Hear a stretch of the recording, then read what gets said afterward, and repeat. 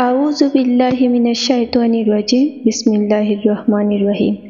আসসালামু আলাইকুম ওয়া রাহমাতুল্লাহ। আজকের ভিডিওতে আমরা জানব রাতে ঘুমানোর আগে সূরা মুলক পড়ার কারণ। সূরা মুলক পবিত্র কোরআনের ৬৭তম সূরা। এটি মক্কায় অবতীর্ণ। এর ২টা রুকু, ৩০টা আয়াত। আল্লাহ সার্বভৌম ক্ষমতার অধিকারী এবং সর্বশক্তিমান।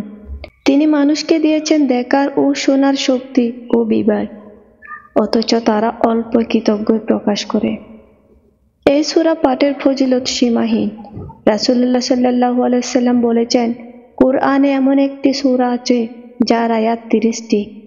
এই সূরা যে পাঠ করবে সেই ব্যক্তির জন্য সূরাটি সুপারিশ করবে এবং তাকে ক্ষমা করে দেওয়া হবে।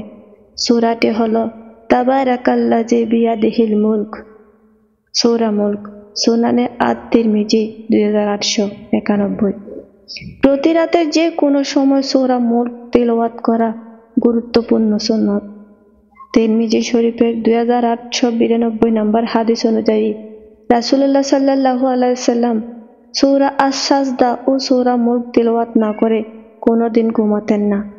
তার মানে এই নয় যে সূরাটি দিনে পড়া যাবে না, যে কোনো সময় পড়া যাবে, তবে রাতে বিশেষ জিকির হিসেবে এই সূরা পড়া উত্তম। সূরাটি নামাজের সঙ্গে পড়াও ভালো। মুখস্থ না থাকলে দেখে দেখে অর্থ বুঝে পড়লে বিশেষ সওয়াব পাওয়া যায়। আসসালামু আলাইকুম ওয়া রাহমাতুল্লাহ।